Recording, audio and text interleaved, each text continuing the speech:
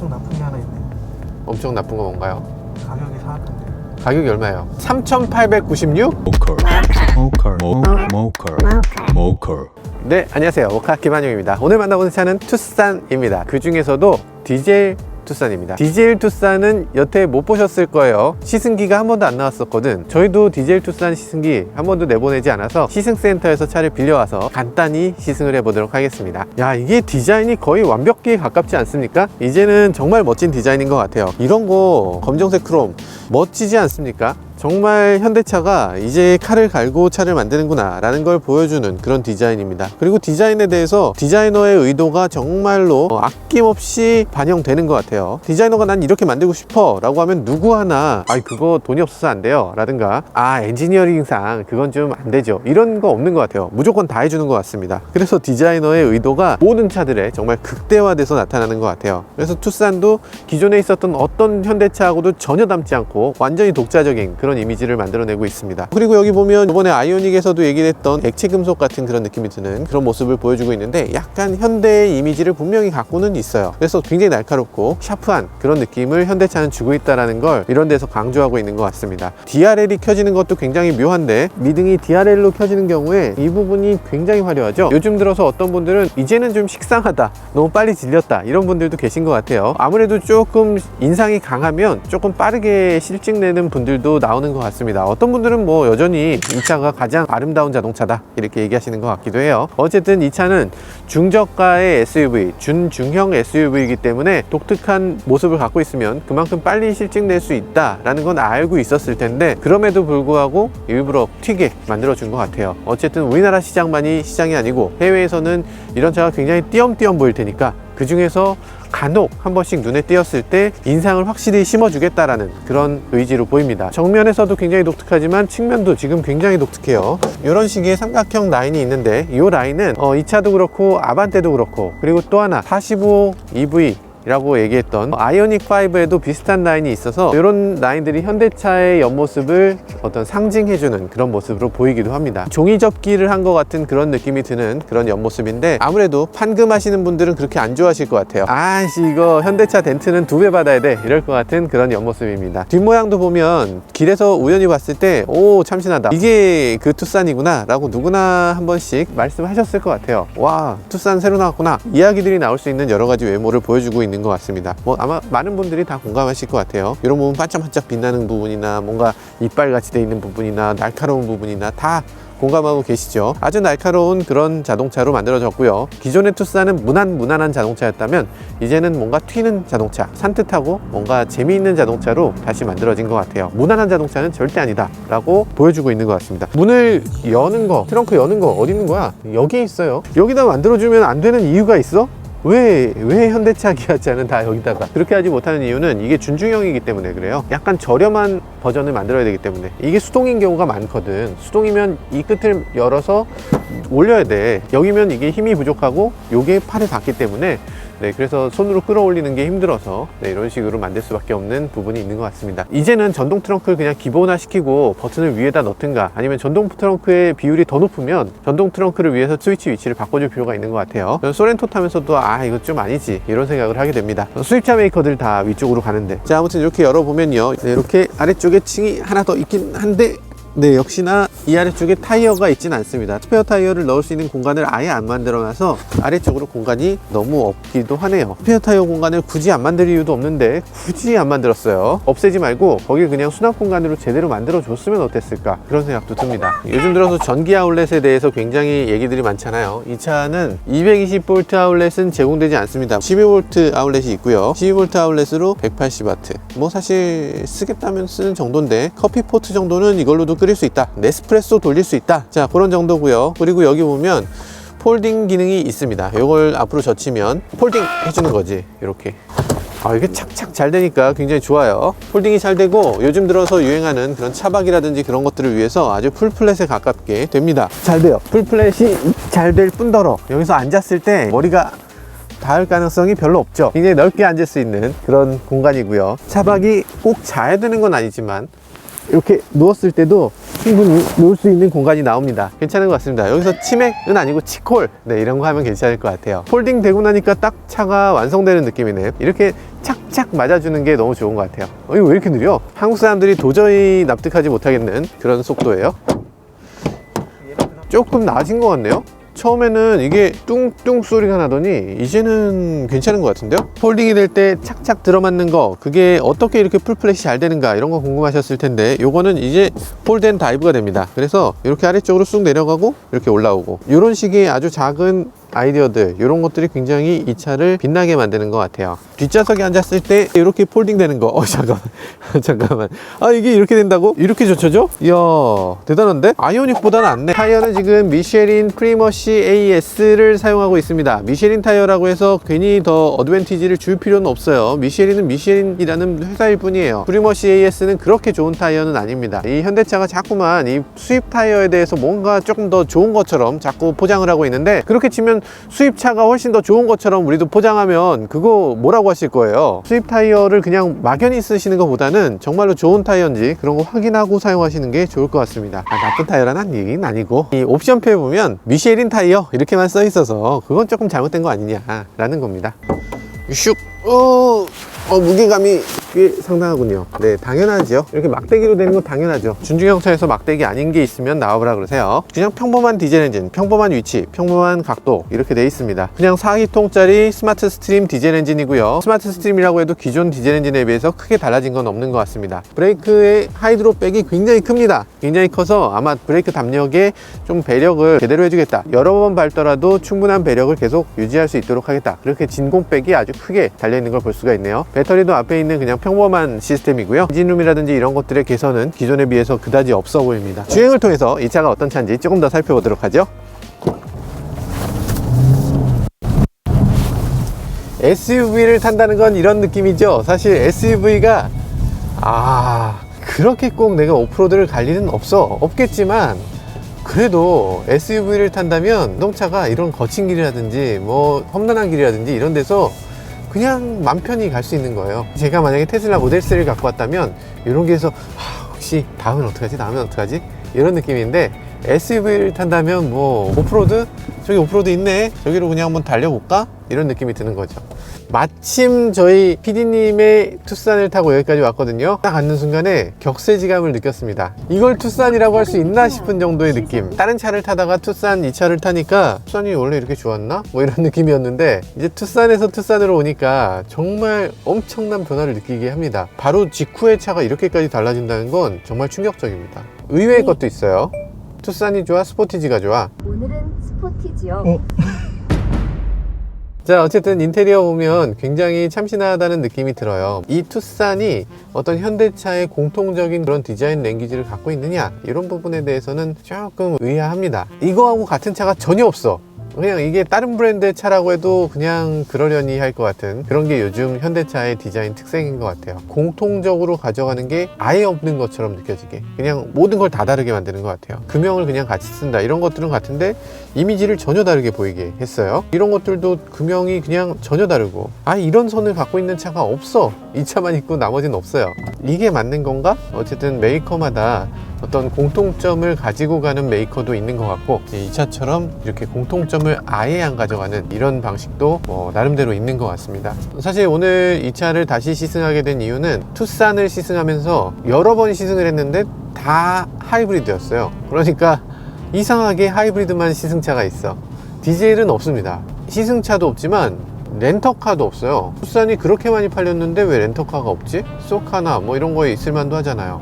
그전에는 렌터카의 가장 대표적인 차가 투싼이었는데 다 투싼 뽑지 않았나? 쏘카에도 투싼이 되게 많았어요. 그래서 저희가 디젤을 시승해보고 싶었는데 시승을 못 해본 거지. 그래서 도대체 디젤이 얼마나 나쁘길래 그러지? 라는 느낌으로 한번 디젤을 빌려봤습니다. 근데 생각보다 좋은데요? 스탑앤고도 뭐 이런 정도라면 기존에 있었던 디젤하고는 비할 바 없이 정말 좋은 그런 디젤 엔진을 보여주네요. 엄청 나쁜 게 하나 있네요. 엄청 나쁜 거 뭔가요? 가격이 사악한데.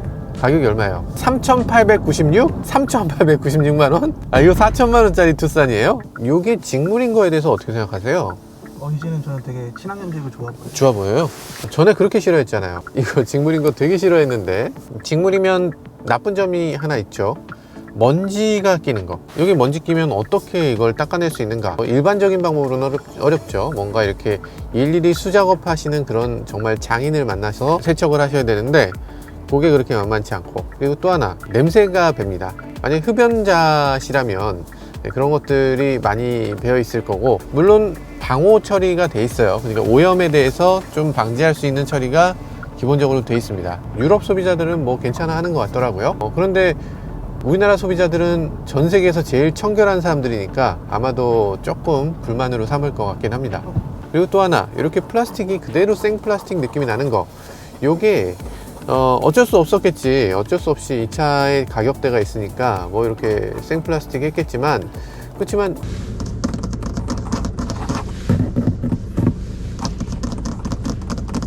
요게 최선이었나 하는 생각이 들죠. 어느 하나도 우레탄이 없습니다. 그냥 플라스틱이에요. 생 플라스틱이 여기도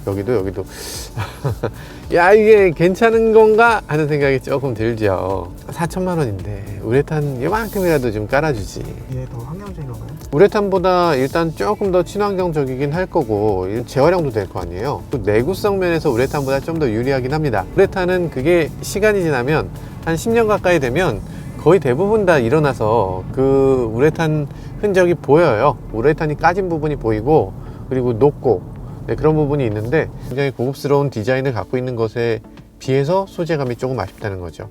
네, 디젤이 초반에 좀 약간 거친 느낌이 있었거든요. 처음 시동을 걸면서 현대차 디젤은 뭐 어쩔 수 없는 그런 진동 소음을 갖고 있구나, 뭐 이런 식으로 생각했는데 조금 주행해 보니까 그렇지 않았네요. 이거 굉장히 정숙하고 굉장히 부드러운 디젤입니다. 유럽 차들, 요즘 뭐 메르세데스 벤츠니 이런 프리미엄 브랜드하고 비교할 그런 느낌은 아닌데, 그래도 이 정도면 나쁘지 않은데요. 디젤은 10만부터죠. 그렇지, 디젤은 10만부터, 10만까지는 길들이기죠. 차는 아직까지는 굉장히 안정적인 그런 느낌을 줍니다. 물론 진동도 좀 있네요. 진동이 없는 편이 아니고, 산타페하고 비교했을 때도 산타페 디젤에 비해서 훨씬 더 진동이 있는 게 느껴집니다. 우리가 흔히 사용하는 2.0L 디젤 엔진, R엔진이라고 얘기하는 그런 엔진이죠. HA에서 HD 엔진으로 바뀌면서 소음과 진동을 크게 개선했다고 하는데요. 크게 개선됐다기보다는 그냥 뭐 엔진의 연식 변경? 뭐 이 정도인 것 같아요. 약간 그 올드 투싼의 그 느낌이 그대로 느껴집니다. 그 엔진의 그냥 새 엔진인 것 같은 그런 느낌이에요. 진동 소음 그대로 있고요. 그리고 진동이 약간 느껴집니다. 네, 느껴져요. 우리가 산타페나 뭐 소렌토나 이런 차들 탈 때 야, 디젤인데 디젤인지 모를 정도인데? 이런 느낌이 드는 그럼 2.2L 엔진들을 많이 타게 되는데, 이 차는 지금 디젤인 걸 명확하게 알 수 있는 2.0L 엔진이네요. 그렇지만 확실히 다른 부분은 있죠. 이 차는 8단 자동 변속기가 들어가 있기 때문에 일단 변속되는 느낌이 굉장히 부드럽고요. 조금 전에 타고 왔던 기존 투싼은 사실 변속 충격이 조금 있었어요. 6단 자동 변속기를 장착한 차가 약간 변속 충격이 있었는데, 얘는 개선된 변속기 덕분에 변속 충격에 대해서는 지금까지는 적어도 거의 느끼기 힘든 그런 부드러운 변속기네요. 진동이 되게 거슬리네요. 진동이 요즘 차가 진동이 너무 적어서 그런가? 전기차 오너시라 그래요. 전기차 오너라서. 전 너무 지금 진동이 없어서 지금 깜짝 놀랐는데. 아, 그래? 전기차랑 하이브리드만 타다 보니까 이 진동이 굉장히 낯설게 느껴지네요. 아, 그렇다. 디젤 차를 타본 게 굉장히 오래됐네. 굉장히 오래됐어요. 야, 디젤이 이렇게 드물어지나? 정PD 차 한 대만 타보고 디젤 차를 탈 일이 없었습니다. 이 진동이 굉장히 민감하게 느껴지고 굉장히 생소하게 느껴지는 시대가 됐네요. 사륜구동은 어떻게 뭐가 보여지나 보자. 드라이브 모드 스포츠로 바꿨습니다.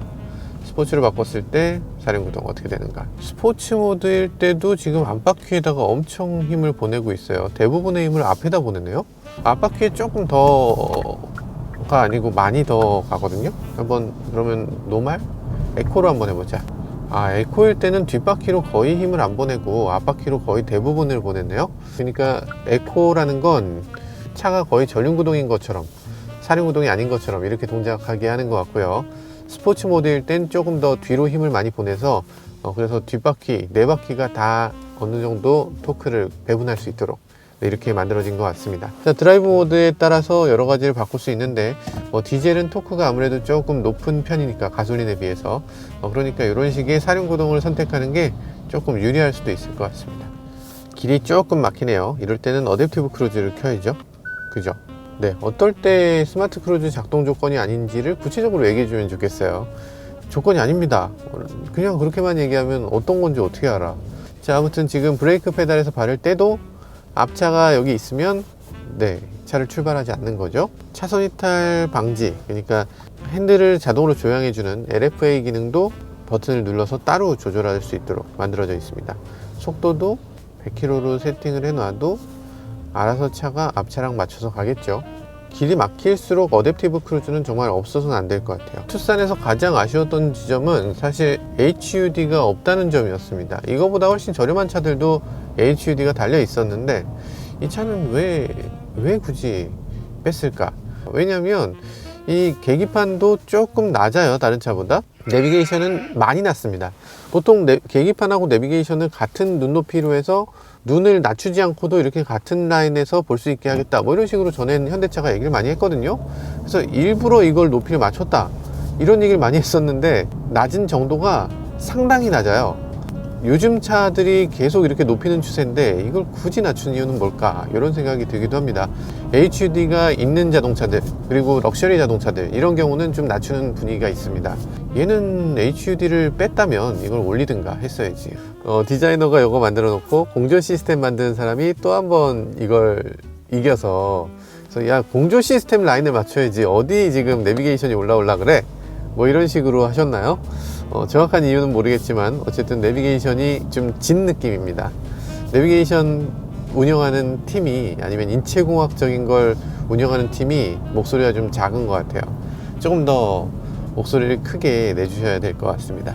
공조장치 쪽이 힘이 좀 셌던 것 같은 게, 이 공조장치가 디자인 요소로 굉장히 크게 작용하고 있어요. 여기 있는 이 라인, 이게 다 공조장치에서 시작되는 그런 라인이잖아요. 게다가 이 공조장치에서도 전에는 없었던 이런 은은한 무풍 에어컨 기능이 여기 들어가 있다는 거죠. 굉장히 좀 특이한 지점인데요. 오토를 하면 무풍 에어컨이 여기서 나옵니까? 안 나옵니까? 소리는 들리는데 소리가 어디서 나오는 거야? 디퓨즈 기능을 켜면 나오나요? 나오나요? 정말 무풍인가 본데요? 정말 무풍. 그러니까 여기 나오는 에어컨 토출구를 이렇게 막고, 이쪽도 막고, 다 막고 나서, 그러고 나서 여기 이 작은 구멍으로 이제 무풍 에어컨이 작동되는 겁니다. 삼성 에어컨이나 뭐 이런 데 나오는 무풍 에어컨도 마찬가지의 기능을 하고 있죠. 가운데에 바람 나오는 구멍이 있고, 그리고 옆에 이렇게 철로 된 구멍이 있어요. 그 뽕뽕뽕 뚫린 그 구멍으로 평소엔 바람이 잘 안 나오겠죠. 거기 저항이 더 크니까. 근데 가운데에 있는 이 메인 구멍을 막으면 거기로 이제 바람이 새어 나오는 거죠. 그래서 와, 무풍이라 좋구나 라고 느낄 수 있는데 왜 아무 소리도 안 나지 근데? 시동이 꺼지면 히터를 같이 꺼버리는 기능이 있어서 ISG를 작동시킬 때는 추워요. 그래도 잔열이 있으니까 그냥 그래도 히터가 나오게 해주면 좋을 텐데 이상하게 꺼버리는 형태네요. 굳이 꺼버릴 필요 없는데 굳이 그걸 꺼서 조금 섭섭한 느낌이 들기도 하네요. 자, 달리는 느낌은 아주 호쾌하다까지는 아니지만 뭐 이 차를 밀고 가는데 전혀 지장은 없어 보입니다. 이거 2.0L 디젤 굉장히 걱정했는데 180마력 디젤이 그냥 딱 표준인 것 같아요. 여기서 조금 부족한 디젤들은 좀 아쉽고, 좀 과한 디젤들은 조금 신나고 약간 200마력 넘으면 좋지, 무조건 좋죠. 근데 어쨌든 180마력이라도 뭐 그렇게 아쉽지 않은 그런 느낌입니다. 자, 과속반 시점 넘어볼게요.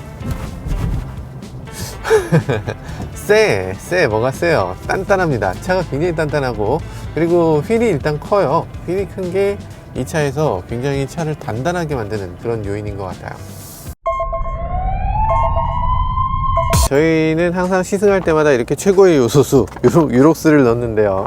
유록스 항상 갖고 다녀. PPL이에요. 요소수를 집어넣도록 하죠. 이거 누구나 넣을 수 있는 거고요. 사실 굉장히 쉽습니다. 왜 가루야? 라고 생각하실 수 있는데 이 가루가 먼지나 이런 게 아니고 원래 요소가 이렇게 생겨 있습니다. 요 가루를 물에 탄 게 요소수예요. 요소수 잘못하면 냄새 나는 거 아니에요 하시는 분들 계시는데 사실 냄새 안 납니다. 이게 맡아봐도 냄새가 없어요. 일반적인 경우는 전혀 냄새를 맡으실 수 없습니다.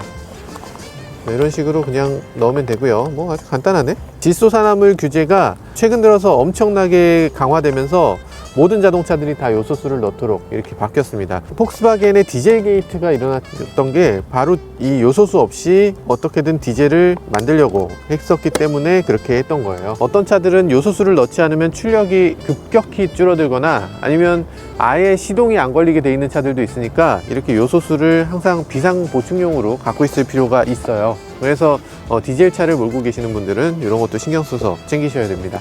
그러면 기존엔 요소수가 없었는데 그 차들하고는 어떤 차이가 있느냐? 그 차들에 비해서 비용이 조금 증가됐죠. 요즘 디젤 차들은 비용과 약간 수고로움이 조금 증가됐다, 이런 아쉬움이 있고요. 그런데 좋은 점은 뭐냐? 기존의 디젤은 디젤에서 냄새가 났어요. 뭔가 약간 시큼한 냄새? 그런 냄새가 났는데 이 요소수를 넣게 되면 그때부터는 그런 냄새가 전혀 나지 않습니다. 어쨌든 디젤은 거의 반드시라고 할 만큼 냄새가 있는데, 근데 요소수가 들어가는 차들은 확실히 깨끗해지는 그런 느낌이 있습니다. 물론 환경을 위해서도 훨씬 좋고요. 근데 디젤하고 가솔린하고 중에서 어떤 차를 사고 싶어요? 따져봐야죠. 이제 제가 얼마나 타는가에 따라서. 그러니까 장거리를 많이 가는 사람이라면 디젤, 장거리를 안 간다면 가솔린, 이렇게 생각한다는 얘기죠. 디젤이 무조건 답도 아니고 그렇다고 가솔린이 무조건 답도 아니에요. 사실 디젤과 가솔린 중에서 자신이 운행하는 운행 방법, 이런 것들 아주 신중하게 보시고 그러고서 선택하셔도 될 것 같아요. 디젤이라면 사실 이런 막히는 길에서는 큰 메리트가 없어요. 일단 시내 연비는 뭐 그렇게까지 좋지는 않을 거다, 이렇게 예상할 수 있고요. 근데 고속도로에 들어가면 정말 와 하고 깜짝 놀랄 때가 있습니다. 고속도로에서 어지간히 밟으면 30km도 나옵니다. 그래서 그런 정도 생각하면 장거리 뛸 때 이거라면 사실 환경에 끼치는 오염도 하이브리드보다 적을 수도 있고, 경우에 따라서는 어쩌면 전기차랑 대등한 수준일 수도 있겠다, 뭐 이런 생각도 들기도 해요. 독일 아우토반에서 만약에 300km씩 출근한다 이러면 그때는 전기차로 하는 게 좋을지 아니면 디젤로 하는 게 좋을지, 이게 어느 쪽이 더 친환경인지 딱 잘라서 얘기하기 좀 어려운 면이 있어요. 요즘은 사회적으로 어떤 지탄받을 정말 절대 악처럼 이렇게 취급되고 있지만 디젤 자체는 죄가 없고 경우에 따라선 친환경이기도 합니다. 클린 디젤이 완전히 틀린 말은 아니에요.